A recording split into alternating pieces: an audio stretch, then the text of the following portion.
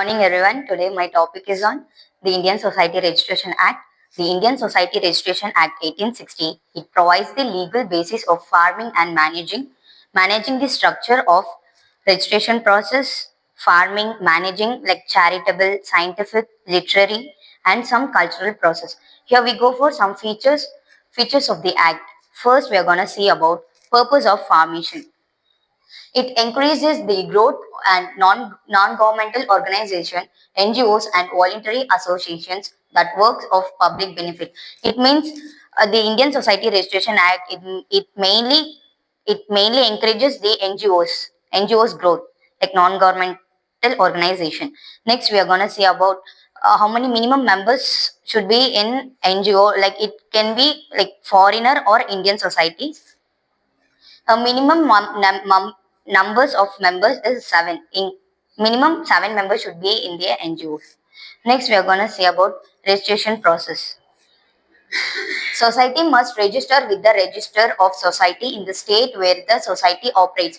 Adu, like it should be registered of that society and the state.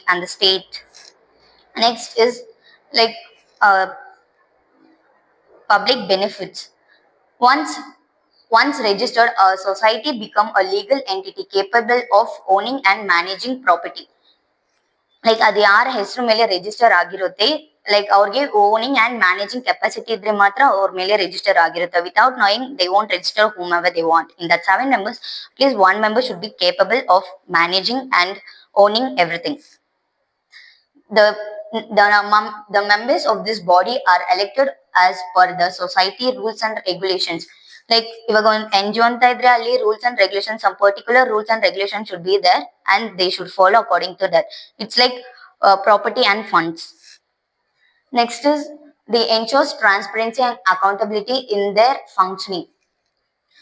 It is like ಅವ್ರು ಏನ್ ಮಾಡ್ತಾರೆ ಏನು ಅಲ್ಲಿ 7 members ಇದ್ರೆ like every one should be knowing, not only managing 1 person.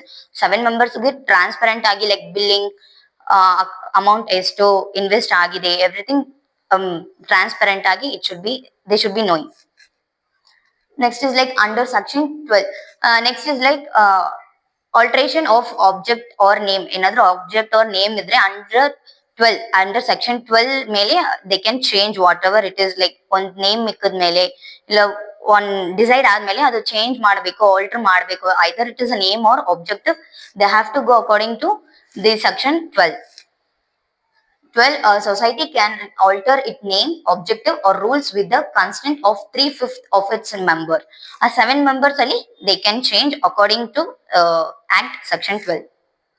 Next is after dissolution, any remaining property cannot be disturbed among members but must be transferred to another society with similar objectives. Dissolution of society. Dissolution of society means on dissolution of society and any remaining property cannot be distributed among members. Okay, on the property.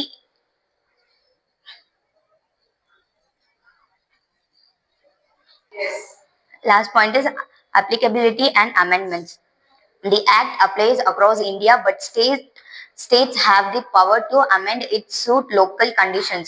Like for ಎಲ್ಲ NGOಗೂ ಒಂದೇ rules and regulations ಇರಲ್ಲ. Like how they want, they can do their own rules and regulations, but main in Tamil Nadu, West Bengal and Maharashtra, they have their own separate rules and regulations in that NGOs. But in other states, they'll follow everything. But without rules and regulations like amendments and applicability, it should be there. Here my seminar is going to be ended. Thank you.